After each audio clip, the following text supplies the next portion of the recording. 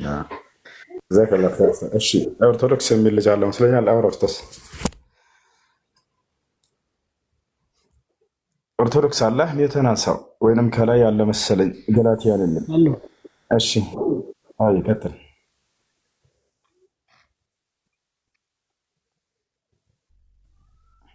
ጥያቄ ይቻላል ወይስ ጥያቄ ይቻላል? ኦርቶዶክስ አይርስ አለ ስለ አላህ እየተነጋገርን ነበር፣ ስለ አምላክ ስም እየተነጋገርን ነበረ። በዛ ላይ መቀጠል ትችላለህ? ማምላክ ስም ላይ በፈጣሪ ስም ላይ እሺ በምን በአላህ ነው? የፈጣሪ ስም ማን ነው በሚለው ላይ የፈጣሪ ስም ማን ነው ላንተ? በአላህ ነው። ያህዌ። ኦኬ ኦርቶዶክስ መቀጠል አችልም። ማን ነው ያህዌ ነው ያለው? እኔ ነኝ ኦርቶዶክስ። ኦኬ እስቲ ያህዌ መሆኑን ማስረጃ ስጠኝ እስቲ። ዘፍጥረት አይምን ዘጸአት 3:16 ላይ 15 11 ኦኬ እስቲ አውጣውና በትልቁ በአማርኛ ትርጉሙ ነው ያለ የነበረ የሚኖር ማለት እኮ ያለ የነበረ ማለት ይሄ አሸር ይሄ እንጂ ያህዌ ማለት አይደለም። አውጣው እስቲ አውጣው። አይ ገወጣላ አንድ እንትን ያለ እኮ በምን እናውቃለን አሁን ያህዌ ስለመሆኑ? ዮዴሄ ቫቭ የሚለው ያህዌ ነው። አዎ ያህዌ ነው። ያ ማስረጃ አምጣ እስቲ። ወደ ዕብራይስጡ ክፈተውና ከተለየ አንተን እንጂ መክፈት ያለብህ። እኔም አንድ ሞባይል ነው ያዝኩት። አንተን ማስረጃው መክፈት ያለብህ ማስረጃውን አንተ ሞባይል ስላለን እኮ አንተና ክሌም ያደረገው አፈርማቲቭ ነው የሚጠበቅበት እንጂ ኔጌቲቭ አይደለም። ስለዚህ አንተ አፈርማቲቭ ከሆንክ የአምላክ ስም ከጥንት ጀምሮ ያህዌ ነው ብለህ ስትል ማስረጃ ማምጣት መቻል አለብህ። አዎ ለሙሴ የተገለጠ ያህዌ ብለን ነው የምናምነው። መጽሐፍ ቅዱስም ደግሞ እኮ ያህዌ ምን አለ ነው የምልህ። ያለ የሚኖር ነው። የት አለ ያለ የሚኖር ማለት ያህዌ ማለት ነው። 3:14 አልኩ እኮ አይ ምን ዘጸአት 3:14 ላይ ያህዌ የሚል አለ ነው ወይስ ይሄ አሸረ ይሄ ነው የሚለው? አይ ይሄ አሸረ ይሄ ነው የሚለው። ዛሃሉ ይሄ ነው የሚለው። ያህዌ የሚል የለም 3:14 ላይ። እሺ ወደ ባብል ሀባ አትገባም? በዕብራይስጡ ኖ 3:14 ላይ ዮዴሄ ቫቭ የሚል የለም ነው የምልህ እኮ የለም የምትለው። እሺ አሳየኝ። እሺ እኔ ከዚህ ስለማውጣት ያለብህ ከዚህ ስለማውጣት ታጥቀናው መምጣት ያለብህ ኔጌቲቭ ፖዚቲቭ ነው ማዘጋጀት ያለበት። በቃ እሺ ሌላ ቀን እንደዚህ ከሆነ ስለዚህ ሌላ ቀን ስትዘጋጅ አምጣ። ሌላ ተረኛ መግባት ይፈልግ ሰው ካለ ጥያቄ ይቻላል። በዚህ ነጥብ ላይ ትችላለህ። በዚህ ዙሪያ ላይ እሺ አላህ የሚል የሙሴ አምላክ ነው።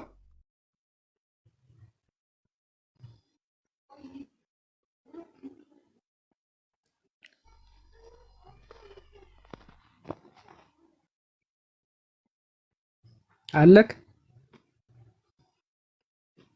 ሚዩት አድርግ እያወራው ነበር። ምን አልከኝ? አላህ የሚል የአረብኛ ስም ነው ወይስ የዕብራይስጥ ስም ነው? አላህ የሚለው አረማይስጥም ነው ዕብራይስጥም ነው። እንደገና ደግሞ ሴሜቲክ ባክግራውንድ ውስጥ የነበረ ስም ነው። እሱም ማወቅ ከፈለክ ማለት ነው አላህ። ስለዚህ ቁርአን በአረብኛ ነው የወረደው። ቁርአን የወረደው በአረብኛ ነው የወረደው። ሪቪል ነው። ስለዚህ በአረማይክ እና በአረብኛ ነው የወረደ ማለት ነው። ቁርአን በአረብኛ ብቻ አይደለም። ስለ ቁርአን ነው አሁን ሁለት ነገር ነው የተለያየ ነገር መጠየቀኝ። አንደኛ ምን ጠየቀኝ? አላህ የሙሴ አምላክ ነው ወይ አልከኝ። አላህ የሚለው ስም ምናዊ ነው አልከኝ። በአረብኛም በዕብራይስጥም በአረማይስጥም አላህ የሚለውን ይጠቀሙ ነበር ነው እያልኩ ያለሁት። ለምሳሌ ነቢያቶቹ ጥንት የነበሩ በላይ ነቢያት ብሉይ ኪዳን ላይ የነበሩ ነቢያት የሚናገሩት ዕብራይስጥ ምን አይነት ዕብራይስጥ ነበረ? አላውቀውም እኮ ፓሊዮ ዕብራይስጥ ነበር አይደል የሚጠቀሙት? እሺ በፓሊዮ ዕብራይስጥ ምን ይባላል አምላክ? በአረማይክ እንግዲህ የምጠይቀን እየሰማኝ አይደለም። እንግዲህ እንዴት ነው የምንግባባው? ሌላ የሚያክሰው አስገቡልኝ።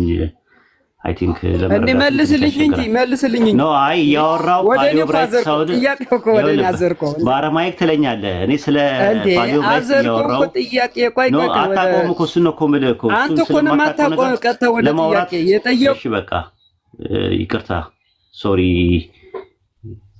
እሺ በቃ ካልቻልክ ሌላ ሰው አስገቡ። አንተ ነህ እንጂ ያልቻልከው እንጂ ፓሊዮ ዕብራይስጥ እያወራው አረማይስጥ ትላለህ። እሺ አሁን ተረጋጋ። አንዴ ተረጋጋ። አትደራረብ። ገብቶሃል? አትደራረብ። አሁን ፓሊዮ ዕብራይስጥ ታውቃለህ? እኔ የጠየቅኩ መልስልኝ። መልሰህ እኮ ልመልስልህ እኮ ነው። ፓሊዮ ዕብራይስጥ ታውቃለህ ወይ? ነቢያቶቹ አላህ የሚለው አረብኛ ነው አልከኝ። መልሰህ ደግሞ ዕብራይስጥ ነው አልከኝ። ሁለቱን ተጋጨብህ። አረብኛ ብቻ ነው አላልኩም እኮ አላልኩም። በቃ ምንድነው ያልከው? የሁለቱ ኮሌክሽን ነው። በጣም ከባድ ነው። ከእንደዚህ አይነት ተጋጨብህ እኮ የተሻለ ሰው አምጡ እና አንተም በሉ እስቲ የተሻለ ሰው አስገቡ። ተረጋግቶ ማውራት አልቻለም ልጁ። ሰላም አለይኩም። እሱ ከኔ በታች ያለው ኡስታዝ ሻሃዳ እያሉ ከኔ በታች ያለው ኦኬ። ኡስታዝ አለ ኡስታዝ እሱ መርሐባ። እሺ ሻሃዳ ሲይዘውና እንቀጥላለን እኛ። አላህ ረህመቱ ካንተ ጋር ነው። አዎ አንተ ነህ ወይስ ሌላ ሰው ነው ሻሃዳ የሚይዘው? ራሴ ነኝ። ራመቱ እኔ ስልኩ ባለቤት እኔ ነኝ። ሚሰው ባጠገቤ ነው አለው። እሺ ያናግሬ ልጆች። እሺ ያናግሬ። እንዴት ነህ? ደህና ነኝ። እሺ ክርስቲያን ነህ አይደለ? እኔ ያው ነኝ። እሺ እስልምናን መቀበል ትፈልጋለህ ወይስ ጥያቄ አለ? ከዚያ በፊት ማወቅ የምትፈልገው ነገር? ጥያቄ ጓደኛ ጥያቄ አለው እሱ። ከዛም በኋላ ጥያቄ ጠይቃል። እኔን ደግሞ ቀጥታ ሻሃዳ እንዲዝ ነው ያጋበዘኝ። ሻሃዳ ጥያቄያቸው ምንድን ነው? ጥያቄ እሺ ጥያቄ ለኔ ያለኝ ኡስታዝ።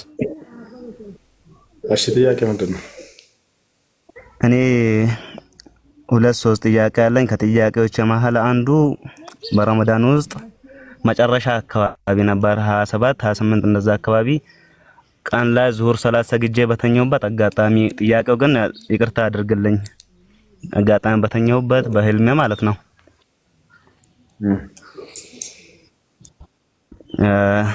ሸይጣን እንትን አድርጎኝ ስፐርም ሴል እንትን ብሎ ነበር፣ ፈሶብኝ ነበር።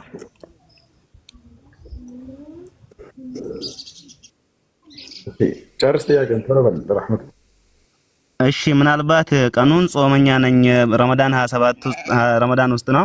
ምናልባት ያንን ረመዳን ቀዳ ከፍላለሁ እንዴት ነው? እሺ ሰው በእንቅልፍ ተኝቶ ቀን ላይ የዘር ፈሳሽ ቢወጣ ጾሙ አይበላሽም። ያውቆ ሆን ብሎ ስሜቱ እንዲወጣ ራሱን ገፋፍቶ ቢወጣ ነው ጾሙ የሚበላሸው። በህልማችሁ ቀን ላይ ተኝታችሁ በጾም የዘር ፈሳሽ ማየት ጾምን አይበላሽም። ያለ ፍላጎታቸው ስለሆነ ያ ነገር ይወጣ። አይ እሺ ሁለተኛ ጥያቄም አለኝ። እሺ የአንድ ሙስሊም ሰው ሞተው አንድ ኡስታዝ ከመድረሳቸው በፊት ጀናዛው ተቀብሮ ነበር። ከዛም በኋላ ኡስታዙ ትንሽ ጊዜ ቆይተው መጥቶ ወይ ቀበራችሁ ብሎ ከዛ የተወሰኑ ሰዎችን እንትን አድርገው ጀናዛ ሰላት ከተቀበረ በኋላ ቀብሩን ፊት ለፊት አድርገው ከዛም በኋላ ሰግዳሉ። ሰውየው ከተቀበረ በኋላ ማለት ነው። ይህ እንዴት ይታያል? ከተቀበረ በኋላ ቀብሩ ፊት ለፊት ቆሞ መስገድ ይቻላል? ነቢያችን ሰለላሁ ዐለይሂ ወሰለም አድርገዋል። በዘመናቸው በነብዩ ሰለላሁ ዐለይሂ ወሰለም ጊዜ አንዲት መስጂድ የምታጸዳ ሴት ነበረች፣ አማኝ ነች። ይህቺ መስጂድ የምታጸዳ ሴት ሞተች። እዚያም ሰሃቦች ቀበሯት ለነብዩ ሰለላሁ ዐለይሂ ወሰለም ሳይነግሯቸው። በዚህ ጊዜ ነብዩ ሰለላሁ ዐለይሂ ወሰለም ሲያጧት ጊዜ ያቺ መስጂድ የምታጸዳ ሴት የት ነች ብለው ሲጠይቁ እርሷ እኮ ሞታ ቀብረናታል አንቱ የአላህ መልእክተኛ ብለው ነገሯቸው። ነብዩ ሰለላሁ ዐለይሂ ወሰለም ተቆጡ። ለምን ሳትነግሩኝ እንዳንጸልይላት እንዳንሰግድባት ብለው ተናገሩ። ከዚያ ያን ያክል ቦታ የሚሰጣት ናት ብለን አላሰብንም ነበር አሉ ሰሃቦች። ነብዩ ሰለላሁ ዐለይሂ ወሰለም ደግሞ ቀብሯ ያለበት ስፍራ ሳዩኝ አሉ። ሄዱ፣ ለእርሷ ሰገዱባት ወይም ዱዓ አደረጉላት። ስለዚህ ችግር የለውም ይሄ ነገር። ሄሎ ጨርሳል? እሺ ሶስተኛ ጥያቄ አለኝ። አንድ ጥያቄም አንድ ሴት ልጅ ነች በቁርአን ማለት ቁርአንን በቲክቶክ በቪዲዮ እንትን አድርጋ ቁርአን እየቀረች ድምጻ በጣም እንትነምል ነው። ከዛም ቲክቶክ ላይ ትለቃለች። ቪዲዮን ያዩ ሰዎች ብዙዎቹ ለሴት ልጅ እንዲህ ሚዲያ ላይ ወጣ ልትገላለጥ ቁርአን ልትቀራ ዳዋ ልታደርግ አልተፈቀደላትም ብሎ ኮሜንት ጽፏሉ። ምናልባት እሷ ያሰረችው ነገር ኸይር ነው፣ ቁርአን ነው ቀረችው፣ ሌላ ነገር ጥፋት የሰረችው ነገር የለም። ይሄ እንዴት ይታያል ነው? ወንጀል ይሆንላታል ለሷ? እንዲህ ማድረግ አይችሉም? እሺ የሴት ልጅ ድምፅ አውራ ነው ወይንስ አይደለም በሚለው ጉዳይ በዑለሞች መካከል ኺላፍ አለው። የሴት ልጅ ድምፅ አውራ ነው ወይንስ አይደለም በሚለው ጉዳይ ኺላፍ አለው። ነገር ግን ያን ያክል የሚጋነን ነገር አይደለም። እስላማዊ ትምህርቶችን ልታስተምር ከሆነ ድምጿ ማን ነው ፊቷ እስከተሸፈነ አንድ አድርገው ከላይ ፊቷ እስከተሸፈነ ድረስ ገላልጣ ፊቷን እስካልሆነ ድረስ ዲናዊ ነገራቶችን እስላማዊ ትምህርቶችን ብትለቅ ችግር አይኖርም። ኢንሻአላህ ይሄን ያስላልሽ።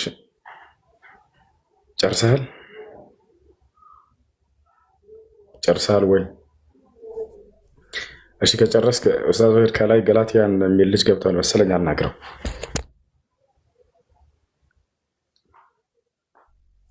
ተገቡ ያለው ልጅ እኮ ሻሃዳ እንዲይዝ ነው ዋናው ነገር መንስኤው። እኔ ጥያቄ ያለኝ ጥያቄን ከጨረስኩኝ አጠገብ ያለው ልጅ ሻሃዳ ይዛል ብሎ ነበር እና ሻሃዳውን አስቀድመው ሻሃዳውን አስይዘው ኡስታዝ ዘፍጥረት 1:26 ላይ ያ ነገር ስላሴነት አያሳየም ወይ ነው ጥያቄ? አያሳየም። ዘፍጥረት 1:26 ላይ እየተናገረ ያለው ተናጋሪው ራሱ እግዚአብሔር ነው፣ የፈጠረውም ራሱ እግዚአብሔር ነው። አንድ ማን ሶስት መሆናቸውን በፍጹም አያሳይም። በፍጥረት ባለቤት ሙሴ አንድም ቦታ ላይ አምላክ አንድም ሶስትም ነው እግዚአብሔር ብሎ አስተምሮ አያውቅም። ይህን እዚያ የሰው መጽሐፍ ላይ ሄደው ክርስቲያኖች ግን መጡና አይ ይሄ የሚያሳየው አብ ወልድ መንፈስ ቅዱስና አሉ። እንደሱ ብሎ ይፈታላችሁ ከነቢያቶች መካከል ማን ነው? አንድም የለም። ሁሱ ለምንድነው ከአርለም ሁሱ ለምንድነው ከፍ ጋር ግን ማትገጥሚው? ለምን ትፈሪያለህ? ይፈርክ እሺ። እና ስለዚህ ኦሪት ዘፍጥረት ምዕራፍ 6 አንዴ እያወራ ያለው እግዚአብሔር ማለት ሰውን በመልካችን እንፍጠር፣ እግዚአብሔርን ሰውን ፈጠረው ይላል። ፈጠረው የሚለው ለነጠላ ነው። ፈጣሪው ራሱ ነው፣ ተናጋሪው ራሱ ነው። እየተናገረ ያለው ለማን ነው? አሁን ጥያቄው እየተናገረ ያለው ለመላእክቶች ነው። ይሄን እያለ ያለው መጽሐፈ ኩፋሌ ምዕራፍ 4 ላይ ይመስለኛል መላእክቶችን እያናገረ ያለው እነርሱን እንደሆነ እዚያ ላይ ተቀምጧል። የሚገርማቸው ይህን ቁርአንም ራሱ ያስቀምጠዋል። አላህ ስብሐነሁ ወተዓላ ለመላእክቶች ነው ሰውን ሊፈጥር ባለ ጊዜ ሰውን ሊፈጥር ነው ብሎ እየተናገረ ያለው። ወኢዝ ቃለ ረቡከ ሊልመላኢከቲ ፊል አርዲ ኸሊፋ ይላል። አላህ ለመላእክቶች ሰውን ሊፈጥር ነው ብሎ የተናገረው ለእነርሱ ነው። እስቲ ሱራ 779 ክፈትልኝ። ምንድነው የሚለው? አንዴ ሱራ 779 ነው። ቁላጣና አንዴ 779 ቀጥል፣ ዝም ብለህ ቀጥል። ጨርስ ይገባል። ተራ በተራ ያውራው። ዲሲፕሊን የሚባል ነገር ያስፈልጋል። መርሐባሽ። ሌላው በዕብራውያን በራሳቸው የመጽሐፍቶቹ ባለቤቶች እዚያ ቦታ ላይ ሊቃውንቶች ሲናገሩ ጊዜ ትርጉም ዮናታን የሚባል ሊቃውንቶች መካከል አንድ ሊቅ ይመስለኛል። እሱ ለመላእክቶች ነው ይህን ቃል እየተናገረ ያለው አምላክ ብሎ ራሱ አስቀምጦታል። ተቻለ እዚያ ቦታ ላይ የመጽሐፉ ባለቤት የሚሆን ከዚያም በኋላ የመጡ ነቢያቶች በኋላ የመጡ ነቢያቶች ይህ እግዚአብሔር የሚለው አብ ወልድ መንፈስ ቅዱስን ያሳያል ያለ የለም። እንደ አጠቃላይ እዚያ ቦታ ላይ አንድ አምላክ ራሱ ነው ራሱ የአንድ አምላክ ነው ፈጠረ እያለ እየተናገረ ያለው ያ እግዚአብሔር ሶስትም አይደለም፣ እግዚአብሔር አንድ ብቻ ነው። ተጓዟል። አንደኛ ጢሞቴዎስ ምዕራፍ 2 ቁጥር 5 ላይ ይመስለኛል አንድ እግዚአብሔር አለና በእግዚአብሔርና በሰዎች መካከል አንድ መካከለኛ አለ፣ እርሱም ሰው የሆነው ኢየሱስ ክርስቶስ ይላል። ኢየሱስ ክርስቶስን ከእግዚአብሔር ነጥሎ ነው የሚያነሳው። ዮሐንስ ወንጌል ምዕራፍ 8 ቁጥር 40 ላይ ሰምቼ የምናገር ሰው ነኝ አለ። ራሱን ከእግዚአብሔር ነጥሎ ነው እየተናገረ ያለው። ስለዚህ ያ ፈጣሪ አንድ የተባለው ራሱ እግዚአብሔር ብቻ አይደለም። እሺ በዚህ እሺ ቀጥል ይሻላል ኡስታዝ። አሁን የሻሃዳ ቃል ነው ብለው እሺ የምለው ቃል አብራ እየተከተልኩ አሽሃዱ አላህ ኢላሃ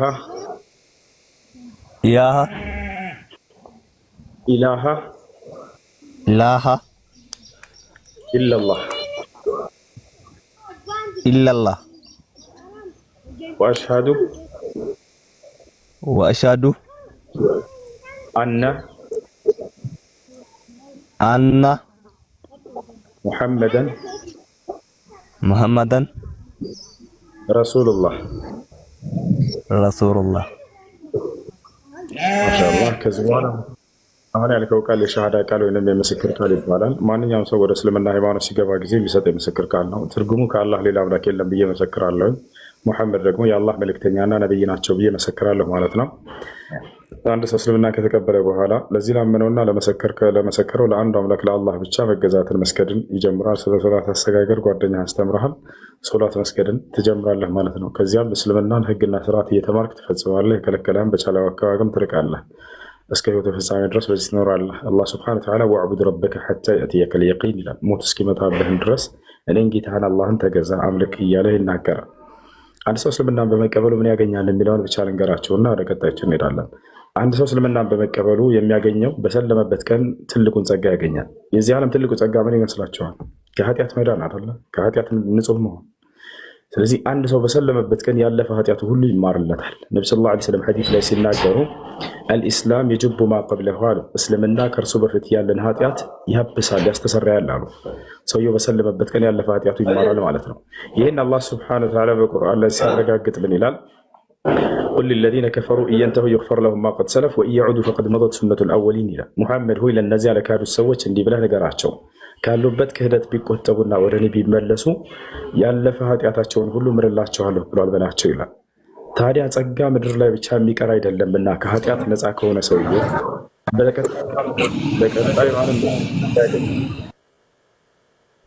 በቀጣዩ ዓለም ምን ጸጋ ያገኛል? ከሞት በኋላ ህይወት እንዳለ ኢስላም ያስተምራል። ከዚያ በኋላ ሰዎች ወደ ገነት እንደሚሄዱ ቃል ተገብቶላቸዋል ከአምላካቸው ከአላህ ስብሐነሁ ወተዓላ ዘንድ። አላህ ስብሐነሁ ወተዓላ በቁርአን ላይ ሲናገር ኢነ ለዚነ አመኑ ወዐሚሉ ሷሊሓት ለሁም ጀናቱ ነዒም ኻሊዲነ ፊሃ ወዐደላሂ ሐqqን ወሁወል ዐዚዙል ሐኪም ይላል። እነዚያ አምነው መልካምን የሰሩ ለእነርሱ የገነት ጸጋ አለችላቸው፣ እነርሱም በእርሷ ውስጥ ለዘላለም ዘውታሪዎች ናቸው። ይህ የእኔ የአላህ ቃል እውነት ነው፣ እኔ አሸናፊና ጥበበኛው አምላካቸው ነኝ እያለ ይናገራል። ስለዚህ በቀጣዩ ዓለም ዘላለማዊ ህይወት እንደሚኖራቸውና በዚያም ላይ ገነት እንደሚወርሱ ከወዲሁ አላህ ሱብሓነሁ ወተዓላ ቃሉን ሰጥቷቸዋል። ነቢዩ ሰለላሁ ዐለይሂ ወሰለም ሐዲስ ላይ ሲናገሩ አልጀነቱ ላ የድኹሉሃ ኢላ ነፍሱን ሙስሊማ አሉ። ገነትን ሙስሊም ነፍስ እንጂ ሌላ ማንም አይገባባትም እያሉ ሙስሊሞች ገነት እንደሆኑ ከወዲሁ ተስፋቸውን ሰጥተዋቸው ሄደዋል ማለት ነው። ይህን ይመስላል። አሁን ሻወር ትወስዳለህ፣ ለሶላት ራስን ዝግጁ ታደርግ ዘንድ ስለ ሶላት አሰጋገር ከጓደኛ ትማርና ሶላት መስገድን ትጀምራለህ ማለት ነው። እሺ ገላትያን ሳለ ኡስታዝ አውራው።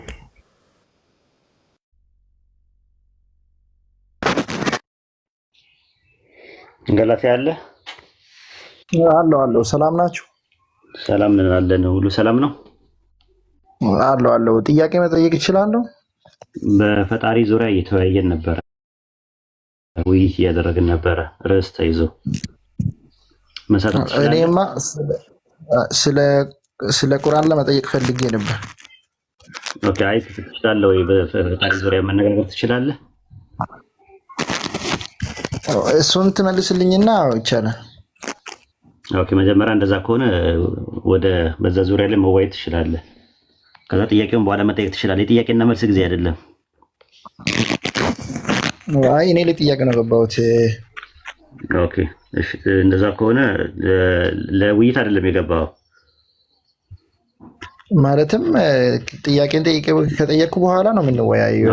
ለውይይት ነው የገባው ወይስ አይደለም ነው የምልህ። ለውይይት ከሆነ መጀመሪያ ውይይቱን አስቀድም። ለውይይት ነው የገባው ወይስ ለጥያቄ ብቻ ነው የገባው? ለጥያቄ። እሺ፣ ኦኬ፣ ጥሩ። ኡስታዝ አንድ ጥያቄ አቅርብና ሚዩት አድርጎ ያዳምጥና ከዛ በኋላ ወደ ቀጣይ እንሄዳለን። ጥያቄን አቅርብ ለኡስታዝ። እሺ፣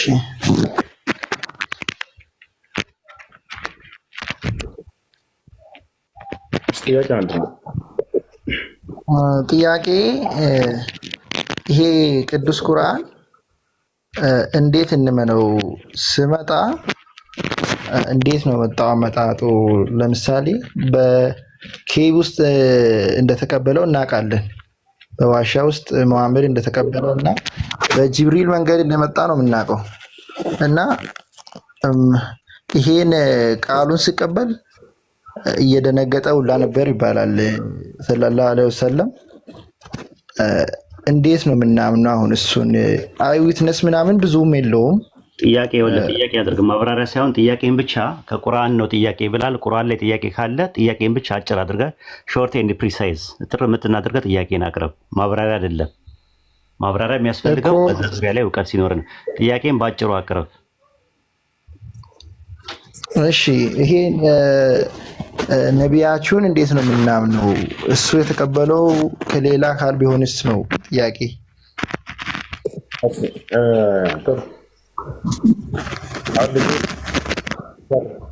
ገላትያንስ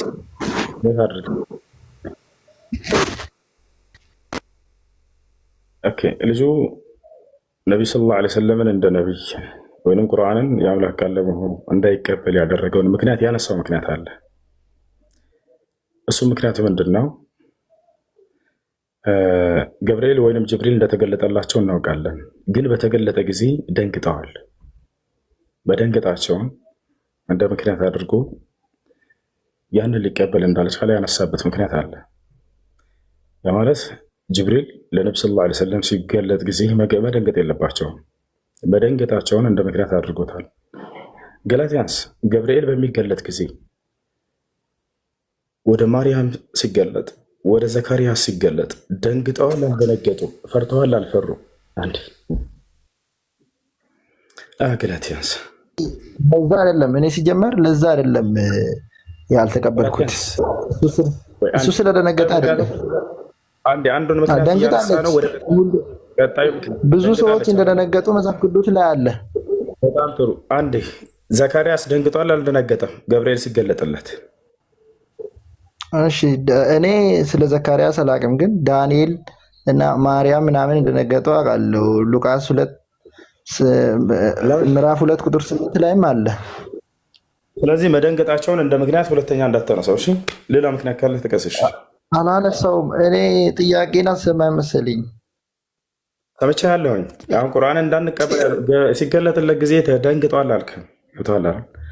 አንተ መጀመሪያ ጥያቄህን ብትጠይቅ ከአምላክ ዘንድ እንደመጣ እንዴት ማወቅ እንችላለን? ቁርአንን ከሆነ ቀጥታ በቁርአን ልመልስልህ ነበር። አንተ ግን አነጻጸርክና ምን አደረግ? ገብርኤል ሲገለጥ እንዴት የደነገጠ? እኔ መች ስለ ባይብል መች አወራው? አንድ ነቢያት ሲገለጥላቸው ጊዜ መልአክ መደንገጣቸውን እሱን አነሳ እንደ ምክንያት አድርገህ እሱን ቆጠርከው። ገብቶሃል አይደለ? የዛኔ አንተ ምን እምነት አለህ? ሊደነግጥ አይገባም የሚል እምነት ስላለህ ነው። ነገር ግን መጽሐፍህ ላይ መልአኩ ለነቢያትም ሆነ ለጻድቃን ለማርያም ሲገለጥ ደንግጣለች፣ ፈርታለች ሁላ ልጨምርልህ፣ ሌላ ፈርታለች። ልክ እንዲሁ ዘካርያስም ደንግጧለን፣ ፈርቷል። ለዚያም ነው አትደንግጪ አትፍሪ ብሎ መልአኩ ገብርኤል አጽናናት። እንደገና ዘካርያስም ልክ እንዲሁ ፈርቷልም ደንግጧልም። ሁለቱንም ሰጣለን። ገብቶሃል? በቁርአን ብቻ ቀጥታ ልመለስልሽ፣ ወደ መጽሐፍ ቅዱስ አንግባ። ስለዚህ ሁለተኛ መደንገጥና መፍራትን በነብዩ ሰለላሁ ዐለይሂ ወሰለም ላይ እርሳቸውን ነቢይነታቸውን ላለመቀበል ምክንያት አድርጋቸው እንዳታነሱት። ገብቷቸዋል? እንዳውም መደንገጣቸውና መፍራታቸው ትክክለኛ የተገለጠው መልአክ መሆኑን የሚገልጽ ነው። ለምን ከተባለ አንደኛ ቅድም ያነሳሁላችሁ ምክንያት የቀደሙትን ነቢያቶች መጽሐፍቶቻቸው ላይ ገብርኤል ሲገለጥ ጊዜ ይደነግጡ ነበር፣ ይፈሩ ነበር። ሁለተኛው ምክንያት ምንድን ነው? መልአኩ ገብርኤል የተገለጠው በትክክለኛ አፈጣጠሩ ነው። ገብቷቸዋል አይደል? በትክክለኛ አፈጣጠሩ ነው የተገለጠው ለነብዩ ሰለላሁ ዐለይሂ ወሰለም። ከዚህ በፊት አይታችሁት የማታውቁትን ፍጥረት ብቻችሁን ማንም በሌለበት በጨለማ ቦታ ላይ በዋሻ ውስጥ ቁጭ ብላችሁ ቢገለጥ አስቡት። መልአክን አስቡት። አይደለም መልአክ የተለየ ፍጥረት ቢመጣባችሁ ልትደነግጡ ትችላላችሁ። መደንገጥ የሰው ልጅ ባህሪ ነው። ያላየውን አዲስ ፍጥረት በሚያይ ጊዜ ሙሳ ፈርቷል። ልክ ሙሳ ዓለይሂ ሰላም ከነቢያቶች መካከል አንዱ ነቢይ ብትሩን ይዘው እየሄደ እያለ ነው አላህ ሱብሓነሁ ወተዓላ ተገልጦ ያናገረው። በቃሉ ነው ተገለጠ ስላችሁ፣ በአካሉ አይደለም። ተገልጠው ሲያናገረው ጊዜ ቃለ አልቂሃ ያ ሙሳ፣ ሙሳ ሆይ ጣላት በእጅህ ያዝካትን ብትር አለው። ከዚያ በኋላ ሙሳ ፈለማ አልቃሃ በጣላትም ጊዜ ይላል አላህ ወላ ሙድቢረን ወለም ዩዓቅብ፣ ጀርባውን ሰጥቶ ሮጠ፣ ሸሸ። ሙሳ ዞር ብሎ እንኳን አላየም ይላል። አምልጥ አለ ሙሳ፣ ነካው። ቃለ ያ ሙሳ አቅቢል ወላ ተኸፍ፣ ሙሳ ሆይ ና ተመልሰ ወደ እኔ ዙር፣ ተመለስ አትፍራም አለው ይላል። ፈርቷል ሙሳ። ምን ባየ ጊዜ? ጭራሽ እባብን ባየ ጊዜ ነው እርሶ የፈራው። የጣላትን በትሩ ወደ እባብ ስትቀየር ጊዜ ፈራ። በሌላ ቦታ ላይ ፈአውጀሰ ፊ ነፍሲሂ ኺፈተን ሙሳ፣ ሙሳ በልቡ ላይ ፍራቻን አሳደረ አለን። መፍራት ይሄ ሰው ልጅ ባህሪ እኮ ሀዛ ጠቢዐት ልኢንሳን የሰው ልጅ ባህሪው ነው ከመሰረቱ። ኢብራሂም ዓለይሂ ሰላም መላእክቶቹ ወደ እርሱ በሰው አካል ተገልጠው በመጡ ጊዜ ምግብ አቅርቦ ባያቸው ጊዜ ብሉ ባላቸው ጊዜ ሳይበሉ ሲቀሩ ፈራ ይለናል አላህ። ፈአውጀሰ ፊ ነፍሲሂ ኺፋ ቃሉ ላ ተኸፍ። ኢብራሂምን በልቡ ፍራቻን አሳደረ። መላእክቶች የምናሉት አትፍራ ብለው አጽናኑት ይላል። ስለዚህ ያ ነው በቀደሙት ነቢያቶች ላይ የሆነ ነገር በእርሳቸው ላይ የሆነ ነው፣ አዲስ ነገር አይደለም። ነገር ግን ቁርአንን እውነተኝነት የሚያሰኘው ነገራቶች ምን ምን ናቸው የሚለውን ከቁርአን እናንሳላችሁ። አንደኛ ከአምላክ ዘንድ ለነቢያት መለኮታዊ ራእይ ሊገለጥ የሚገባው በመንፈስ ቅዱስ ምሪት መሆኑ ነው። አንደኛ እሱ ነው። ታዲያ ቁርአን ይህን መስፈርት ያሟላል ወይ? አዎ በደንብ አድርጎ ያሟላል። ለመሆኑ ቁርአን በመንፈስ ቅዱስ ምሪት ነው ወይ የመጣው? አዎ በመንፈስ ቅዱስ ምሪት ነው የመጣው። የዋርኒንግ ምልክት እያሳየነው ልጆች፣ አንዴ ተባ አድርገው ካልሆነ ይዘጋ ይመስለኛል። እሺ ማስረጃ አላህ ስብሐነሁ ወተዓላ በሱረቱ ነሕል ላይ ሲናገር ቁል ነዘለሁ ሩሑል ቁዱስ ሚን ረቢከ ቢልሐቅ፣ ይህን ቁርአን ከጌታችሁ ከአላህ ዘንድ በእውነት መንፈስ ቅዱስ አወረደው ይላል። በመንፈስ ቅዱስ ምሪት ነው የመጣው ቁርአን። ገብቶሻል? ቃል ደግሞ ነቢያቶች ሊናገሩ የሚገባው በመንፈስ ቅዱስ ምሪት መሆን አለበት ይላል መስፈርት የገዛ መጽሐፍ ላይ። ትንቢት ከቶ በሰው ፍቃድ አልመጣም። ዳሩ ግን ቅዱሳን ሰዎች ከእግዚአብሔር ተልከው በመንፈስ ቅዱስ ምሪት ተናገሩ ይላል አይደል? ነቢዩ ሰለላሁ ዐለይሂ ወሰለም ቃል በቃልም ሐዲስም ላይ ሲናገሩ ኢነ ሩሐል ቁዱስ ነፈኸ ፊ ረውዒ ይላሉ። መንፈስ ቅዱስ በልቤ ላይ ቃልን አስተላለፈልኝ ይላሉ። ቃልን ሲገልጥላቸው የነበረ መንፈስ ቅዱስ እንደሆነ በቁርአንም ሆነ በሐዲስም ተገልጿል። አንደኛ መስፈርት እሱ ነው። ሁለተኛ ነቢዩ ሰለላሁ ዐለይሂ ወሰለም እንዲሁም የተቀበሉት ቁርአን በውስጡ ስለ ወደፊት የተናገራቸው ነገራቶች ተፈጽመው መታየታቸው አንድ ነቢይ ወይንም አንድ መለኮታዊ መጽሐፍ ነው የሚባል እውነተኛነቱ መገለጫው አንደኛው እርሱ ነው። የወደፊትን ይናገራል ይሄ መጽሐፍ፣ ወይንም ደግሞ ያ ነቢይ የወደፊትን ትንቢትን ይናገራል። ያ የተናገረው በተናገረበት መሰረት መፈጸሙ እውነተኝነትን ያሰኘዋል። ይህ በመጽሐፍም ላይ ያለ መስፈርት ነው። ኦሪት ዘዳግም ምዕራፍ 18 ከቁጥር 18 ጀምራችሁ ብታዩ ሄዳችሁ አንድ ነቢይ ነኝ የሚል አካል ትንቢትን ተናግሮ በተናገረው መሰረት ያ ትንቢት ባይፈጸም እርሱ ሐሰተኛ ነው፣ አትፍራው፣ ግደለው ይላል። የተናገረው ግን እውነተኛ መሆኑ ከተረጋገጠ ምንድን ነው የአምላክ ቃል መሆኑን ከዚያ ማረጋገጥ ትችላላችሁ። ያም ነቢይ ትክክለኛ የአምላክ ነቢይ መሆኑን በዚያ ማረጋገጥ ትችላላችሁ። ታዲያ በቁርአን ላይ በርካታ የሆኑ የወደፊትን ተናግሯቸው የተፈጸሙ ነገራቶች መያዙ ያ ነው። እንዲሁም ደግሞ ዋናውና ወሳኙ ምንድን ነው? ይህ ቁርአን የቀደሙትን ነቢያቶች አረጋግጦ የመጣ መጽሐፍ መሆኑ። እንግዲህ ነቢዩ ሰለላሁ ዐለይሂ ወሰለም የመጡት የቀደሙትን ነቢያቶች እያስተባበሉና የካዱ ቢሆን ኖሮ ያ ሐሰተኛ ያደርጋቸው ነበር። የነቢያትን መንገድ አልያዙም ነበር። ቁርአንን ግን ሙሉ ስታዩት ጊዜ እነ አብርሃም፣ እነ ኢስሐቅ፣ እነ ያዕቁብ፣ እነ ሙሴን፣ ክርስቶስን ሁሉ ሳይቀር የቀደሙትን ነቢያቶች ሁሉ ማንነታቸውን ያረጋግጣል። አላህ በቁርአን ላይ ሲመሰክርላቸው በልጃአ ቢልሐቅ ወሰደቀል ሙርሰሊን ይላል። በእውነትም ሙሐመድ እውነተኛውን ቃል ነው ይዞላቸው የመጣው ከእኔ ዘንድ የቀደሙትን ነቢያትንም አረጋግጧል ይላል። የቀደሙትን ነቢያቶች ማረጋገጥና እውን ማለት አንዱ እውነት ላይ ለመሆን ምስክር ነው እርሱ። ታዲያ ትምህርታቸውን ሄዳችሁ ስታዩ ጊዜ የቀደሙት ነቢያቶች ጋር ተመሳሳይ የሆኑ ትምህርቶችን ነው የምታገኙ። ያ ሌላው ቁርአን በውስጡ የያዛቸው ድንቅ ድንቅ ተአምራቶችና ሌሎችም ኡስታዞ ሄደ የሚጨምርልህ ነገር ካለ ይጨምርልህ። አንድ ታገስ ኡስታዞች ጨምርልህ። ባረከላሁ ፊክ። ኦኬ ጥሩ ነው። ጀዛከላህ ኸይረን ጀዛ ኡስታዝ። የአንድ መልአክ አንድ ለምሳሌ ወደ መርየም ወይ ለምሳሌ ገላትያ ያለ ወደ ማርያም የመጣው መልአክ ማን ነው? ወደ ማርያም የመጣው ገብርኤል ነው። ማስረጃችን በመኔ ገብርኤል ነኝ ብሎታል ለማርያም።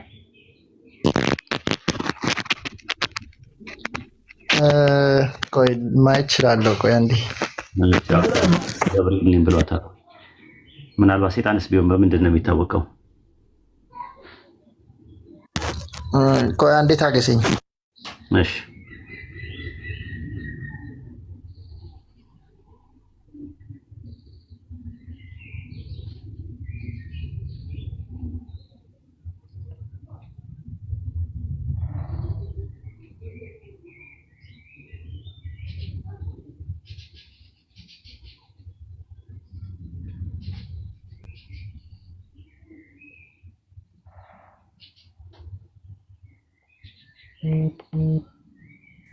ያ ሰላም ያ ሰላም ያ ሰላም።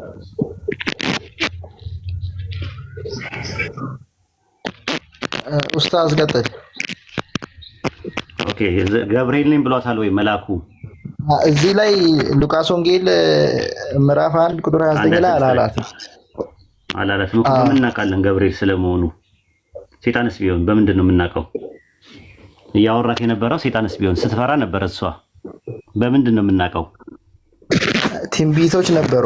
በመጀመሪያ ይሄ እንደመፈጠር ነቢያቶች ተንብዮ ነበር ነው አይደል? የጠየቁት ጥያቄ እሱ የመጣው መልአኩ ሴጣን አለመሆኑና ገብርኤል ስለመሆኑ በምንድን ነው ማወቅ የሚቻለው? ማወቅ የሚቻለውማ ይሄ እንደመፈጠር ተነግረው ነበር። አሁን ነገርማ ነብዩ መሐመድም የተነገረ አለ ብዬ መሞገት ይችላል። እሱ አይደለም ነጥቡ። የቱ ጋር ነው መሐመድ እኮ እሱን ነው እኮ የምልህ እኮ እንደዛ ብዬ መሞገት ይችላል። እሱ አይደለም አሁን ነጥቡን እንትን ስታረገው የመጣላት የምሽቶ ዘፍጥረት 32 ላይ ያዕቆብ ጋር የሆነ መልአክ መጥቶ ታግሎታል አይደልና ሽሉዳውን መጥቶታል አይደለ? እሺ ታግሎት የታገለው መልአክ የታገለው ሰው መልአክ ነው ወይ ሰይጣን ነው? መልአክ ነው። ማስረጃ ምንድን ነው? ማስረጃ ቃሉ ይላል። ያው እስቴቱ ጋር እስቴት አለ አውጣው እስቲ። እንዴት እንደዚህ እስቲ አምጣው። እሺ ልክፈት፣ ታገሰኝ። እሺ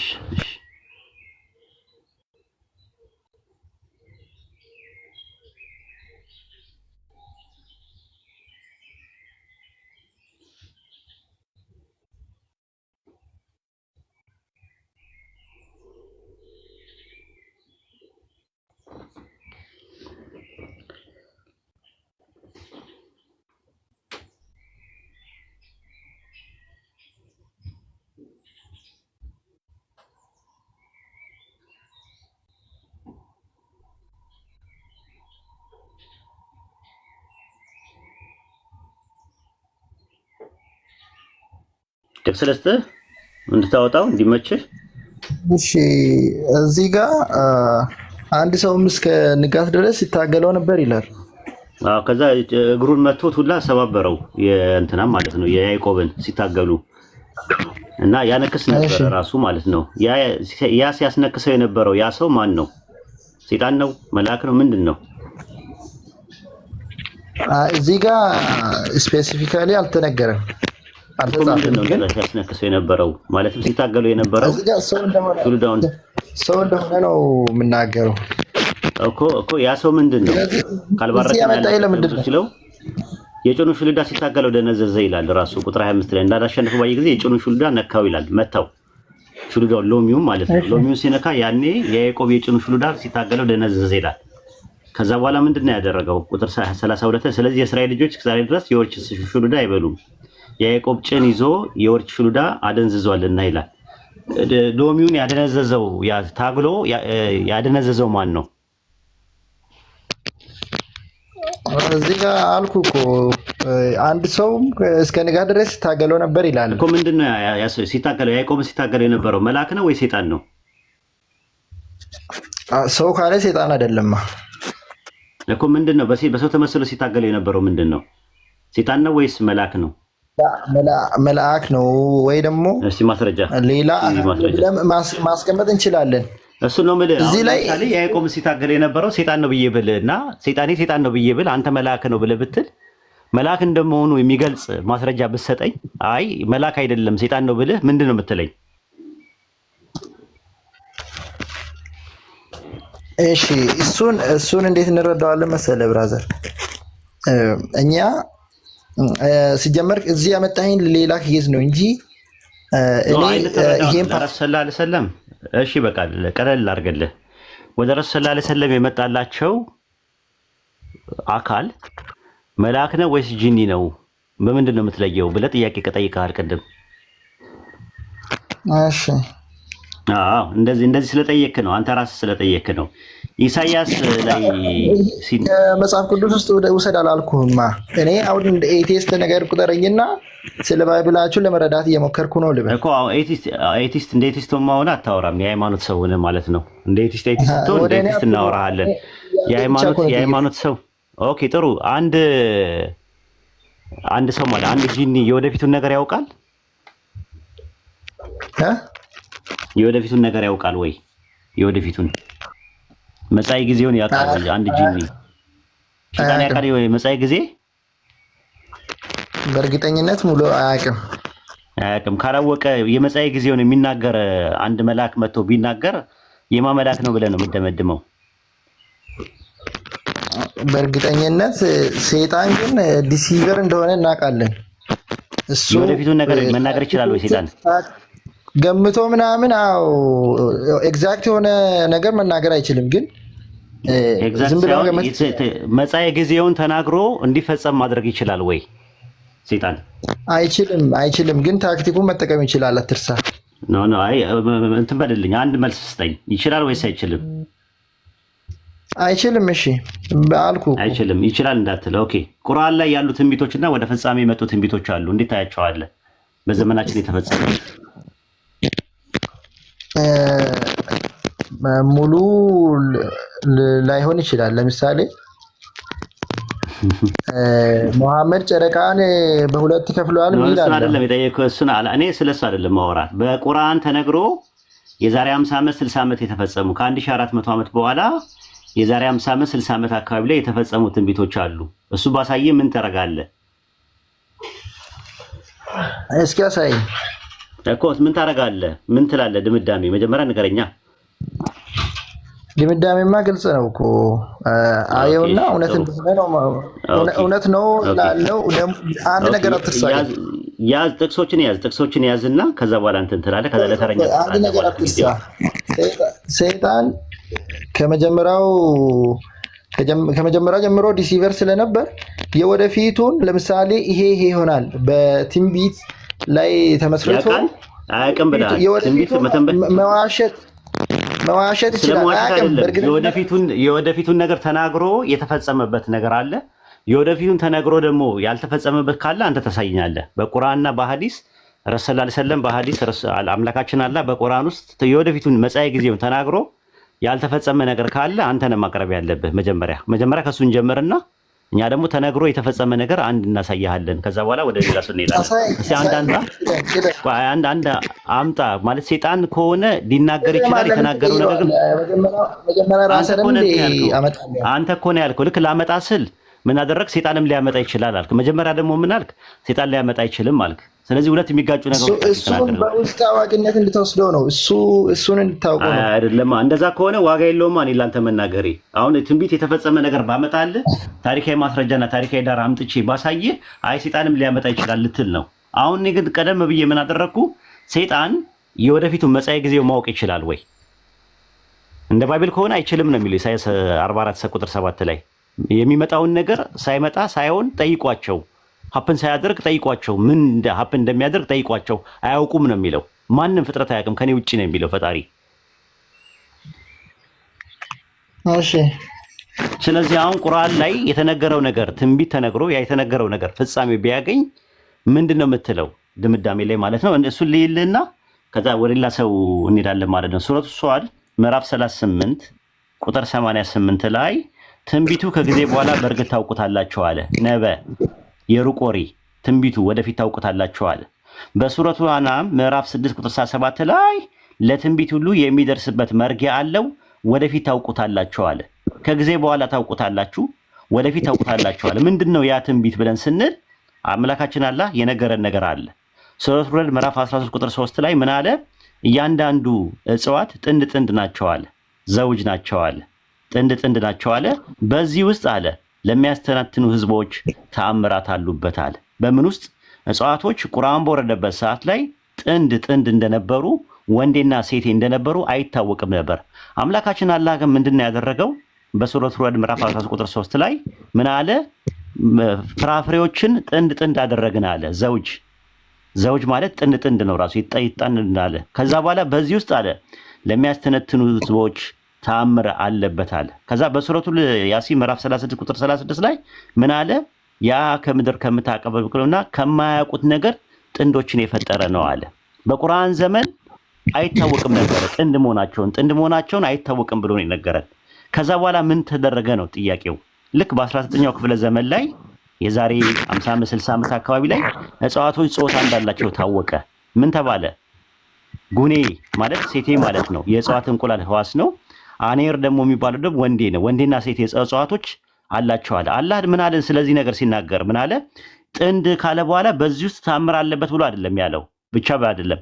በሱረቱ አና ምዕራፍ 6 ቁጥር 93 ላይ ምስጋና ለአላህ ነው፣ ተአምራቱን ወደፊት ያሳያችኋል ታውቁታላችሁ አላቸው ይላል። ታውቁታላችሁ በላቸው ይላል። ወደፊት አለ ተአምራቱን ወደፊት ያሳያችኋል አለ። ታውቁታላችሁ ወደፊት ታውቁታላችሁ። ያ ጥንድ የተባለው በዚህ ውስጥ ተአምር አለበት ካለ በኋላ ግን ተአምራቱን ወደፊት ያሳያችኋል ታውቁታላችሁ ብሎ አለ። ስለዚህ ከ1400 ዓመት በኋላ በሚድ 90 ሴንቸሪ ላይ እጽዋቶች ወንድና ሴት እንደሆኑ ጥንድ እንደሆኑ ባልና ሚስቶች እንደሆኑ ሳይንስ ነገረ ማለት ነው። አምላካችን አላህ ግን ከዛ በፊት ምን ብሏል? ለትንቢት የሚደርስበት መርጊያ ያለው ወደፊት ታውቁታላችሁ ብሎ እጽዋቶች ጥንድ እንደሆኑ፣ ሁለተኛ ነገር ደግሞ በዚህ ዘመን እንደማይታወቁ ወደፊት እንደሚታወቁ ተናግሮ ወደፊት ትደርሱበታላችሁ አለ። አምላካችን አላህ በእኛ ዘመን የዛሬ 50 ዓመት የዛሬ 60 ዓመት አካባቢ ላይ የሰው ልጆች እንስሳት ማነው እጽዋቶች ጥንድ እንደሆኑ ታወቀ። ምን ትላለህ በዚህ ዙሪያ ላይ?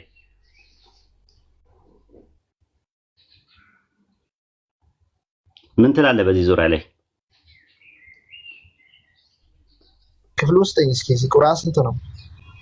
ወይ እስካሁን ድረስ እያወራሁ ተሳሳቲስ አለፍካ ዘላ አለፍከው እኮ ቦታውን ማለትም አላለፍኩም እያወራሁ ነበረ። ልድገምልህ ለታዳሚ ጥቅሶቹን ያዛቸውና አይ ቲንክ ወደ ቀጣይ እንሄዳለን ማለት ነው። ሱረቱ ሷድ ምዕራፍ 38 ቁጥር 88 ጻፉለት ከስር። ሱረቱ ሷድ ምዕራፍ 38 ቁጥር 88 ጻፉለት ከስር ያዝ። ሱረቱ አናም ምዕራፍ 6 ቁጥር 7 ሱረቱ ረድ ምዕራፍ 13 ቁጥር 3 ሱረቱ ያሲን ምዕራፍ 36 ቁጥር 36 ሱረቱ አናም ምዕራፍ 6 ቁጥር 93 ላይ ማለት ነው። ምንድነው የሚናገረው? ነጥቡ ምንድነው? ስንጠቀልለው እጽዋቶች ጥንድ እንደሆኑ ዘውጅ እንደሆኑና በቁርአን ዘመን እንደማይታወቁ ከማታውቁትም ነገር ጥንድን ያደረገ ነው ካለ በኋላ በዚህ ውስጥ ተአምር አለበት ካለ በኋላ ያንን ተአምራቱን ደግሞ ወደፊት ያሳያችኋል ታውቁታላችሁ ብሎ ነው ያለው። ለትንቢት ሁሉ የሚደርስበት መርጊያ ያለ ወደፊት ታውቁታላችሁ ብሎ ነገረንና ሚድ 90 ሴንቸሪ ላይ ወይም 19ኛው ክፍለ ዘመን ላይ አምላካችን አላህ ለሰው ልጆች አሳውቆ ሰዎች በአጠቃላይ ዲስከቨሪ ሲያደርጉ እጽዋቶች ወንድና ሴት እንደሆኑ ታወቁ ማለት ነው። ይሄ ራሱ የቁርአን ትንቢት ፍጻሜ ያገኘበት ነው። ብዙ አሉ፣ ወደ 10 20 ምናምን የሚደርሱ አሉ። ከዚህ ውስጥ በቂ ነው ማለት ነው። ኡስታዝ አለ ይሄ እንዴት ትረዳዋለህ መሰለህ? ስለ እጽዋቱ ለምሳሌ ሰይጣን ብዙ ነገር ያውቃል። ለምሳሌ ስለነበርክ እሱን ኡስታዝ አለ የወደፊቱን አይደለም ማለትም ሰላም አለይኩም ኡስታዝ ሁሱ ያረፈ ነው መሰለኝ። ኦኬ በቃ ይረፍ በቃ እሺ ሌላ ሰው አስገቡና ኢንሻአላህ እንትን ላለ ማለት ነው። ልጁም ወረደ።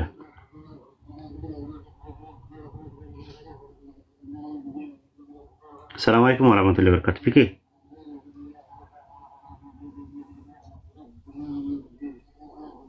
ኡስታዝ እንዴት ነው? እንዴት ነህ? ሰላም ነው? አልሐምዱሊላህ አማን ነው። ማሻአላህ። ከታች ዋና የሚል ልጅ አለ። እሺ አውራ ውስጥ እሺ ሰላም ናችሁ? እንዴት ናችሁ? ሰላም። ዋና ነው ዋና እሺ ኦኬ። ጥያቄ ነው ያለ ወይስ ለመጠየቅ ነው የገባኸው? ክርስቲያን ነህ? እኔ ክርስቲያን ነኝ። ጴንጤ ነኝ። ምን ክርስቲያን ነህ? ፕሮቴስታንት። ኦኬ። ሶላ ስክሪፕቸራ ነህ ወይስ ሶሎ ስክሪፕቸራ ነህ? አንተ የትኛውን ነህ? ፕሮቴስታንት።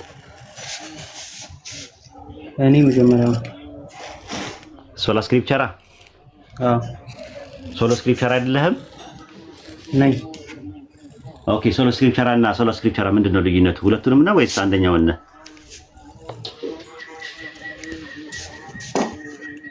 አንዴ እሺ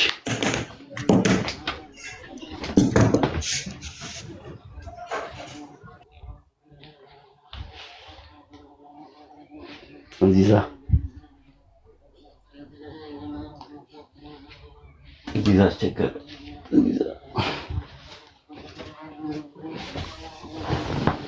ኦኬ ሌላ ሰው እስከዛ ድረስ አስገቡ።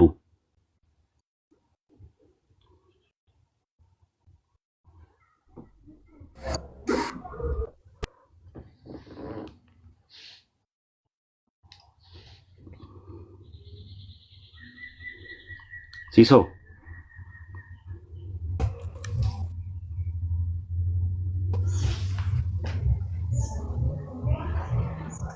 ሲሶ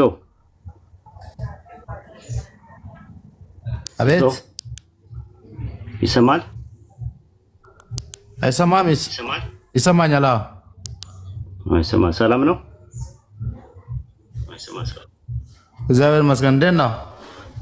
ሰላም ነኝ። ምንድነው? ኦርቶዶክስ፣ ካቶሊክ፣ ፕሮቴስታንት ምንድነው? ኦርቶዶክስ። ኦኬ የትኛው ኦርቶዶክስ? ኦርቶዶክስ ተዋህዶ፣ ኦርቶዶክስ ቅባት፣ ኦርቶዶክስ ጸጋ፣ ኦርቶዶክስ ካራ የትኛው ነህ? ተዋህዶ ነው። ኦኬ ጥያቄ አለኝ። ጥያቄ። እሺ እንትን ችግር የለውም ጠይቅሽ። እሺ ሱራ 61 ቁጥር 6 ላይ እሺ ከኔ በኋላ የሚመጣ አህመድ የሚባል ነብይ ይመጣል ይላል። አዎ ኢሳ የተናገረው የቱ ጋር ነው እንደዛ አለው? የቱ ጋር ነው ያለው? በኢንጂል ላይ እኮ እስቲ እንትና ኤቪደንስ አንተ አራት ወንጌል ላይ አልተጻፈም። አራት ወንጌል ላይ አልተጻፈም። ለምሳሌ አንድ ኤግዛምፕል ልስጥ። አንደኛ ዮሐንስ መልእክት ምዕራፍ 1 ቁጥር 5 ላይ አውጣውም አንዴ። ይሄንኑ መረጃ ስጠኝ። መረጃ እንዲገባ ነው። አይዞህ ተረጋጋ። ተመሳሳይ ነገር ነው። ምስክሩን አምጣልኛ። ላስረዳ እኮ ነው። ቆይ ተረጋጋ። እሱ ያለውን አሳየኝና እኮ ቆይ ተረጋጋ። አሳያለሁ። እሱን ኢሳ ተናግሮት የተናገራቸው ነገሮች ቆይ ሲሶ ኢሳ ተናግሮት ኢሳ የተናገራቸው ነገሮች ሁሉ በአራት ወንጌል ላይ ተጽፈዋል ብለህ ታምናለህ እንዴ? ማመን አለማመን ሳይሆን አምጣልኝ ነው እኮ ያልኩት። እኮ የለም አልተጻፈም ነው። በመረጃ ተናግሮ ያልተጻፉ ነገሮች አሉ። አዎ ኢሳ ተናግሮት አልተጻፈም። ተናግሮት ያልተጻፉ ነገሮች አሉ። ላሳይህ እኮ ነው። እሱን እኮ ነው። አንዴ በተረጋጋ ደስ ይለኛል። በቃ ደምሳሽ ያለውም ያልተጻፈ ነገር ነው። ቆይ እውነት ነው ታዲያ?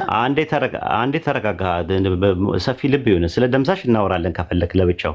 አሁን የጠየቀው ጥያቄ በሰለስቱ ምዕራፍ ምዕራፍ 61 ቁጥር 6 ላይ ኢሳ ኢብኑ መርየም አለይሂ ሰላም በምድራዊ ቆይታው ምን ብሎ ተንብዮ ነበር? ተናግሮ ነበር። ከኔ በኋላ የሚመጣ ስሙ አህመድ የሚባል የአላህ መልእክተኛ በሚመጣ ጊዜ አስታውስ ብሎ ሲናገር ነበር። ያ የተናገረው ነገር አራቱ ወንጌል ላይ አሁን ሲኖፕቲክ ወንጌል የሚባሉትና ጎስፔል ኦፍ ዮሐንስ ላይ ጆን ላይ በሚባለው ነገር ላይ አራት ወንጌሎች ላይ አልሰፈረም። ነገር ግን ኢየሱስ ተናግሮት ያልሰፈሩ ንግግሮች ብዙ አሉ። ለምሳሌ አንደኛ ዮሐንስ መልእክት ምዕራፍ 1 ቁጥር 5 ላይ ከእርሱ የሰማናት መልእክት ለእናንተ የምናወራላችሁ አምላክ ብርሃን ነው፣ ጨለማው በእርሱ ዘንድ ከቶ የለም የምትል ናት። ስለዚህ አሁን ዮሐንስ ከየት አምጥቶ ነው ይህን ነገር የተናገረው? ከአራት ወንጌል እስቲ ያሳየኝ። ኢየሱስ ተናግሮ ከነበረና ነገር ግን አራት ወንጌል ላይ ያልሰፈሩ ነገሮች ምንድን ናቸው? እስቲ ንገረኝ። ቲሶ አለ? ሚዩትን አንሳ። ኦኬ በስሙ ታገኛት አህመድ የሚባል በስሙ ታገኙታላችሁ ማለት ሪፈር የሚያደርገው እኮ ተጽፎ ያለ ነገር ታገኙታላችሁ አይደለም ብሎ እንደነበረ ነው አምላካችን አላህ እየነገረን ያለ ነው። ልክ በተመሳሳይ አርጊመንት ጠቅሼልን ነበረ። ቆይ አንዴ ሲሶ የጠየቅኩን ጥያቄ መልስልኝ።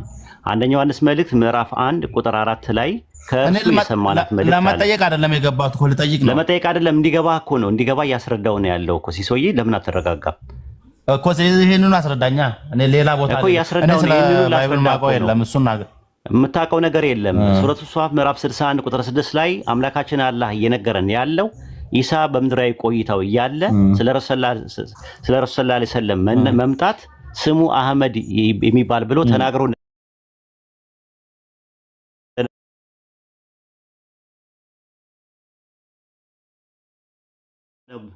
በእምነት ብዙአየሁ የሚባል ልጅ ስቤዋለሁ፣ ገብቶ ያግዛሃል። በእምነት ግባ። ያንተንስ ማን ነው የሚያግዝ? ያንተን ችግር የለውም። እኔ የራሴ ወጣዋለሁ። ችግር የለውም። ተረጋጋውን። ኦኬ አይገባም ልጁ ማለት ነው። አሁን ግልጽ ነው እንትኑ። አራት ወንጌል ላይ ያልሰፈሩ ነገሮች አሉ። ያልተጻፉ ነገሮች አሉ። ኢሳ ተናግሮት በኦራል ፎርም ደረጃ የነበሩ ይቀሩ አሉ። ከዛ ውስጥ ነው ያንተም በወንጌል ለምን ትመልስልኛለህ? ራስን ቻለና መልስልኝ። እዛውን እኮ ተናግሯል። አላህ ተናግሮ ግን 4 ወንጌል ላይ አልሰፈረም ነው እኮ ምልኩ። ምን ተነግሮ የነበረው የግድ መጻፍ የለበትም። መጻፍ የለበትም።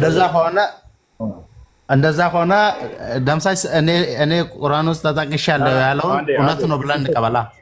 ሲሶ አዳምጥ። ሲሶ ወይ መረጋጋት አልቻልክም። እሺ ቀጥል ኡስታዝ። ሲሶ ትልቁ ላይ ነህ። የቱ ጋር እንደሚገኝ አንዴ አሳየን እስኪ። ቁርአኑ ምን እንደሚል ነው እስኪ አሳየን። እኔ አንድ ስልክ ነው ያዝኩት። በቃ እንደሱ ከሆነ ላሳየህ። እሺ እኔ እና ትልቁ ላይ አድርጌ እንዴት እንደምትረዳ ላሳየህ። ኡስታዝ ለፍረዳ ፈልጎ ነበር። አንተ ወረራት አልፈለግም። ምን ማለት እንደሆነ አንዴ ላሳየህ። ያውና አንዴ እናውጣ። ምዕራፍ ስንት ነው ያልከው? 61 ቁጥር 6 አይዋ 61 ቁጥር 6 ቶሎ 61 ቁጥር 6 ያውና ምን ይላል? የመርየም ልጅ ዒሳም ይላል። አንዴ ከሚጮሁ ተራቅ በል ይቅርታ። የመርየም ልጅ ዒሳም የእስራኤል ልጆች ሆይ እኔ ከተውራት በፊት ያለውን የማረጋግጥና ከእኔ በኋላ የሚመጣውን መልእክተኛ ስሙ አሕመድ በሆነው የማበስር ሲሆን ወደ እናንተ የተላኩኝ የአላህ መልእክተኛ ነኝ ባለ ጊዜ አስታውስ ይላል። ልብ በል ሲሶ ዒሳ ይህን በአንደበቱ የተናገረው ንግግር ነው አለ ነው የሚለው እንጂ ተብሎ ተጻፈ ብሎ የተናገረው ነገር አይደለም። አንተ እየጠየቅ ያለኸው ደግሞ የተጻፈበትን ቦታ ሳዩ ነው እያልክ ያለኸው ገብቶሃል አይደል?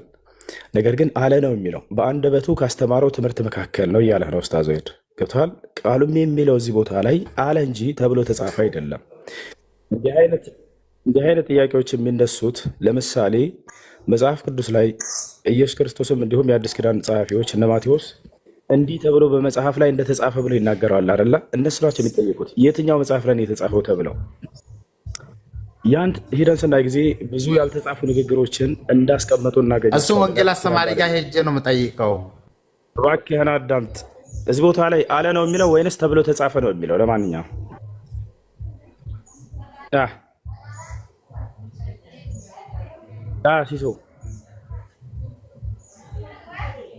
ሲሶ አቤት አቤት አለ ነው የሚለው ወይንስ ዒሳ ተናገረ አለ ነው የሚለው ወይንስ አቤት አይሰማም? መጽሐፍ ላይ ይሰማል ተብሎ ተጻፈ የሚል ቃል ነው የምታገኘው ወይንስ አለ ነው የሚለው?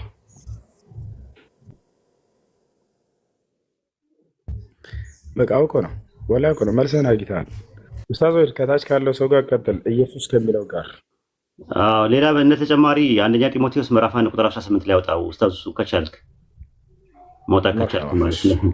አንደኛ ጢሞቴዎስ ምዕራፍ 1 ቁጥር 18 ትቀጥላለህ። ቆይ አንዴ አንደኛ ጢሞቴዎስ ምዕራፍ 1 ቁጥር 18 ላይ ያን እንታያለ። ጢሞቴዎስ ልጄ ሆይ አስቀድሞ ስለ አንተ እንደተነገረው ትንቢት በእርሱ መልካም ጦርነት ትዋጋ ዘንድ ይህች ትእዛዝ አደራ እሰጥሃለሁ አለ። አሁን እኛ ጥያቄ የምንጠይቀው ስለ ጢሞቴዎስ የተነገረ ትንቢት የትኛው ነብይ ነው የተናገረው? ትንቢቱ የቱ ጋር ነው የሚገኘው ነው። አሁን መልሳቸው ምንድነው? ኦራል ፎርም ነው። አንድ ነብይ የሆነ ሰሟን ነብይ ተናግሮለት ነበረ። ነገር ግን ትልበና ስለዚህ ጳውሎስ ከየት ነው ያመጣው ይሄንን ትንቢት? የቱ ጋር ይገኛል ይሄ ነገር ማለት ነው? ሁለት ጥቅሶችን እንጨምር። ሐዋርያት ሥራ 20:35 ላይ የሐዋርያት ሥራ ምዕራፍ 20 ቁጥር 35 ላይ ሐዋርያት ሥራ ምዕራፍ 20 ቁጥር 35 ላይ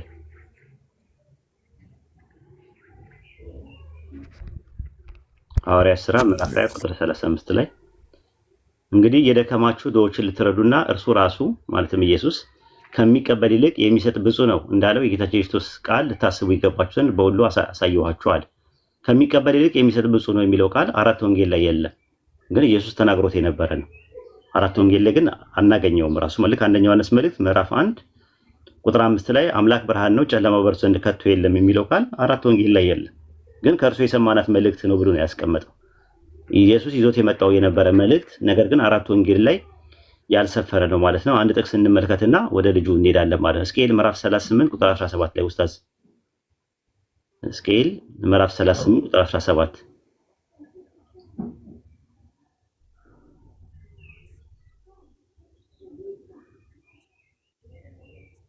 ያን ትንቢተ ሕዝቅኤል ምዕራፍ 38 ቁጥር 17 ላይ ማለት ነው። ጌታ እግዚአብሔር እንዲህ ይላል፣ በእነርሱ ላይ እንዳመጣ በዚያ ዘመን ብዙ ዓመት ትንቢት በተናገሩት በባሪያዎቼ በእስራኤል ነቢያቶች በቀደመው ዘመን ስለ እርሱ የተናገርኩት አንተ ነህን ይለዋል። ጎግ ማጎግ የሚባለው እንደሚመጣ በነቢያቶቼ ሳስነግር ነበር አለ። ወደፊት ስትመጣ በነቢያቶቼ ሁሉ ሳስነግር ነበር ብሎ እንዳስቀመጠው። አሁን የትኛው ነብይ ነው ከሕዝቅኤል ውጪ ጎግ ማጎግ የሚባል ፍጥረት ወደፊት ከሰሜን ይመጣሉ የሚል የተናገረ አለ ወይ? ከሕዝቅኤል ውጪ አናየም፣ ተጽፎ አናገኘውም። ስለዚህ አሁን ነቢያት ነው ብዙ ይላል። በባሪያዎቼ በእስራኤል ነቢያቶች በቀደመው ዘመን ስለ እርሱ የተናገርኩት አለ። ስለዚህ በነቢያቶቹ በየትኛው ነብይ ነው ከሕዝቅኤል ውጭ ባሉ ነቢያቶች ስለ ጎግ ማጎግና የተናገሩ ነቢያቶች አሉ ወይ? ካሉ እከሌ ይባላል። ኢሳያስ፣ ሕዝቅኤል፣ ኤልሳ፣ ኤልያስ፣ ሙሴ፣ አብርሃም የተናገሩት የትኞቹም የሉ። ነገር ግን የተነገረው ነገር ሁሉ ላይጻፍ ይችላል ነው ፖይንቱ ያለው የነበረው። ኢንሻአላህ ይሄድ ቀጥል። ሚት አንስቶ የነበረ ልጅ ነበር መሰለኝ እኔ ጋር ነው። ሰላም ነው። ጌታ ኢየሱስ ይመስገን ሰላም ነው። ኦኬ ሰላም ነው። ፕሮቴስታንት ነህ? ኦርቶዶክስ፣ ካቶሊክ? በስሙ ባላምንበትም ፕሮቴስታንት ነኝ። ኦኬ ፕሮቴስታንት ምን ክላሲካል ፕሮቴስታንት ኦር ሞደርን ፔንቴኮስታል ነው ወይስ ክላሲካል ነህ? በስሙ አላምንበትም። በስሙ የትኛውን ነው ማለት ነው? የትኛውን ነው ያልኩ? በእንትን ሴሴሽኒስት ነህ ኮንቲኒስት ነህ አንተ? ላቅልልህ 66ቱ ነው የማምን ክርስቲያን ነኝ። እንተው በቃ ሌላ። ኦኬ በቃ ሶላ ስክሪፕቸራ ነው ወይስ ሶሎ ስክሪፕቸራ ነው? በመጽሐፉ ላይ ሶላ ነኝ። ሶላ ነው ሶሎ አይደለም? እኔ እንጃ ልዩነቶቹን አላውቅም፣ ግን እኔ ምናልባት ሶላ ስክሪፕቸራ ማለት ስክሪፕቸራ ብቻ 66ቱን ብቻ ነው የምንቀበለው፣ ከዛ ውጪ ትውፊት ምንም አንቀበልም የሚሉ ናቸው። አዎ ሶላ ነኝ። ኦኬ እሺ። የዳዊት ልጅ የአብርሃም ልጅ የክርስቶስ የትውልድ መጽሐፍ ብሎ ማቴዎስ 1 ላይ የሚያወራው ማን ነው? የሚናገረው ማን ነው? ዘራርጉን የሚተርከው ነው ማቴዎስ ነው።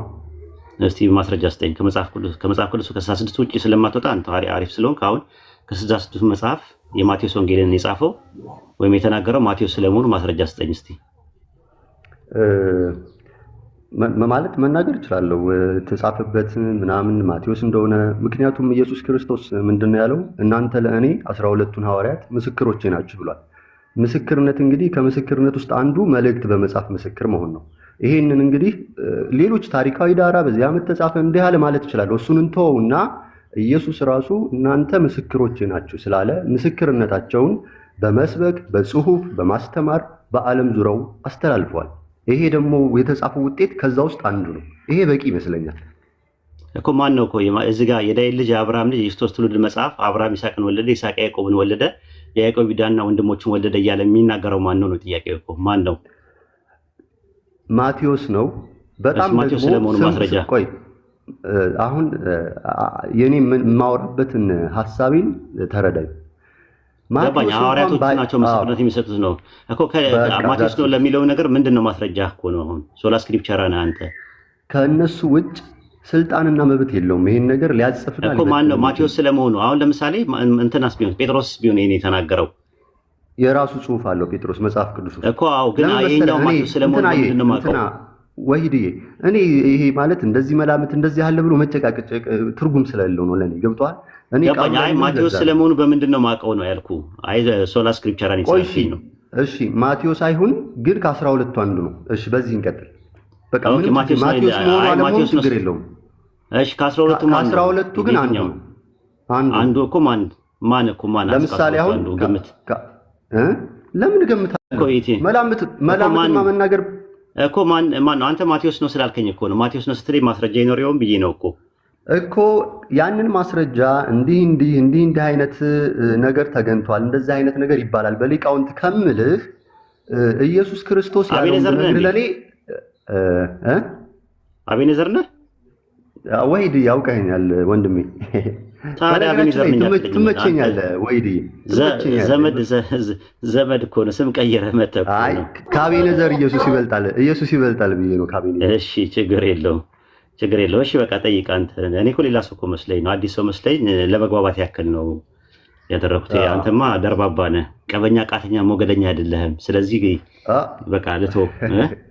እሺ ወይድዬ እንትን ያልከውን ሐሳብ ብመልስ ደስ ይለኛል። አይ ጥያቄ ሳይሆን ቅድም አሁን ዮሐንስ በእግዚአብሔር ዘንድ ብርሃን ነው ያለው ጨለማ የለም ብሏል እና ይሄንን ከክርስቶስ አንደበት ንግግር አናገኘውም የሚለውን ብመልስ ደስ ይለኛል። ደስ ይለኛል። እግዚአብሔር ብርሃን ነው ጨለማው በእርሱ ዘንድ ከቶ የለም ያለበትን ጥቅስ ማስረጃ ትሰጠኛለህ? እሺ አሁን በጠየቀኝ መልክ አልመልስልህም። በቃ ምናልባት ላታምነኝ ትችላለህ ወይም ለአንተ ቅቡል ላይሆን ይችላል። አሁን ያልኩህ ነገር ባልከኝ ነገር መንገድ አልመልስልህም። ግን እንዴት ልመልስልህ መሰለህ? አንደኛው ዮሐንስን ሙሉ መጽሐፍን አይተው ከሆነ ጨለማና ብርሃን እያለ እየደጋገመ ይጽፋል። ጨለማ የራሱ የሆነ ካራክተር አለ መገለጫው፣ ብርሃን የራሱ የሆነ ካራክተር አለው መገለጫው። ይሄን እያያያዘ እየተናገረ ያለው አንድ ሰው ከእግዚአብሔር ነው ካለ በእግዚአብሔር ዘንድ ብርሃን ነው ያለውና ብርሃን ነው ማሳየት ያለበት። ይህ ብርሃን ምንድነው ስንል እግዚአብሔር ወዷልና ለምን ሰውም ወንድሙን መውደድ አለበት። ወንድሙን ካልወደደ በብርሃን ነው እግዚአብሔር ወይም እኔም በብርሃን ነኝ ማለት አይችልም። ምክንያቱም ብርሃን ከሆነው እግዚአብሔር ጨለማ በማድረግ ተለይቷል፣ ወንድሙን በመጥላት ኃጢአት በማድረግ። ስለዚህ ኃጢአት የለብንም የምትሉ ውሸተኛ ናችሁ። ምክንያቱም ወንድማችሁን እየጠላችሁ በጨለማ ናችሁ። ስለዚህ እግዚአብሔር ብርሃን ነው፣ እግዚአብሔርን አመልካለሁ የሚል ካለ በብርሃን መሆን በፍቅር መሆን አለበት ይላል። እንደውም ሌላ ቦታ የሚላል መሰለ እግዚአብሔር ብርሃን ነው የሚለውን እግዚአብሔር ፍቅር ነው ብሎ ይቀይረዋል። እና ምን ልፈልጌ ነው የክርስቶስ ኢየሱስ የህይወት ልኩ ትምህርት ጠላቶቻችሁን ውደዱ፣ ወንድማችሁን ውደዱ፣ እግዚአብሔር ቸር ነውና ቸር ሁኑ፣ እግዚአብሔር ፍቅር ነውና ፍቅር ሁኑ፣ እግዚአብሔር ይቅር ባይ ነውና ጠላታችሁን ይቅር በሉ እያስተማረ እድሜ ልኩን ስለጨረሰ ኢየሱስ ያንን ለማለት ፈልጎ ነው። ግን ይሄን ነገር ግን ቃል በቃል ላለልህ እችላለሁ። እናንተ ለምሳሌ የብርሃን ልጆች ናችሁ ይባላል። ምን ማለት ነው የብርሃን ልጅ? የሆነ የባውዛ ልጅ ማለት ነው? የሆነ የፀሐይ ልጅ ማለት ነው? አይደለም። የካራክተር ልጅ ነው። እግዚአብሔር ፍቅር ነው። ኦኬ፣ የሚያምኑበት ፍቅር ይሆናሉ ማለት ነው። ከዚህ አውድ አንጻር ስለሆነ የተጻፈው ግዴታ አንተ አይነት በጠየቀው መልኩ ላይመጣ ይችላል ልፈልግ ነው ካገኘኝ ሐሳቤ። አይ ጥያቄው የነበረው ምን መሰለህ የተነሳ የነበረው ኢየሱስ ተናግሮት አራት ወንጌል ላይ ያልሰፈሩ ነገሮች ተብለው ነው። አንደኛው ዮሐንስ መልእክት ምዕራፍ 1 ቁጥር እንትን ላይ ማለት ነው።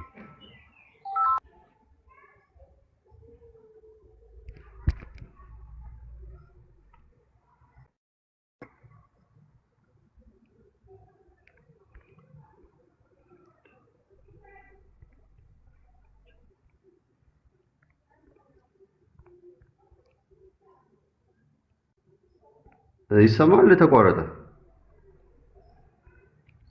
ስልክ ገብቶበት ነው። ቆይ ይመለሳል። ኧረ ጠብቀዋለሁ።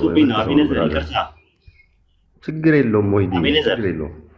ምን መሰለህ አንደኛ ዮሐንስ መልእክት ምዕራፍ 1 ቁጥር 4 ላይ የተጠቀሰበት ምክንያት ኢየሱስ ተናግሮት በአራት ወንጌል ላይ ያልሰፈሩ ብዙ ነገሮች አሉ ብለን ነው ከዛ ውስጥ ያመጣ ነው እንጂ አንተ ከምትለው ይሄ ሜሴጁ አውዱ ምናምን ነገር ኮንቴክስቹዋል አፕሮች ቴክስቹዋል አፕሮች በሚለው ነገር አንተ ያልከውን ነው። አንተ ደግሞ እንደዚህ አታወራ። ሌላ ቀን እንደዚህ ካወራ ብዙ ሰው ታሳምናለህ። እንደዚህ ረጋ ብለህ ስታወራ በጣም አደጋ አለው እንደዚህ አይነት ነገር ማለት ነው። እና እስቲ ከሆነ ሰው ጋር ትቀጥላለህ ማለት ነው። እኔ ጨርሻለሁ። አልቀጥልም ወይድ አንተ ጋር ነው የምቀጥለው። እወጣለሁ ካለ በዛ ሰሚ ነው የምሆነው።